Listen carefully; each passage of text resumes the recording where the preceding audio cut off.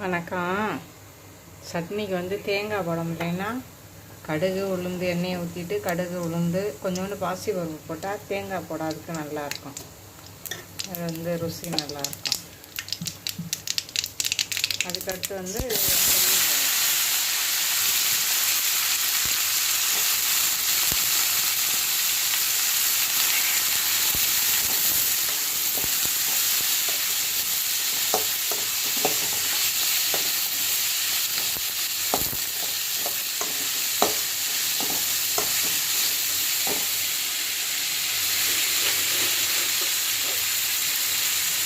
இதோட கொஞ்சோண்டு கல் உப்பு,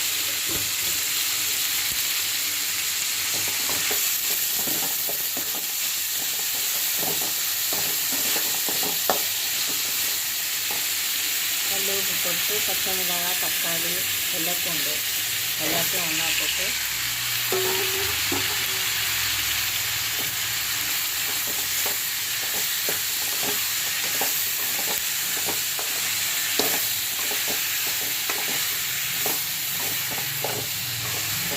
நல்லா வேகிற வரையும் வதக்க வேண்டியது.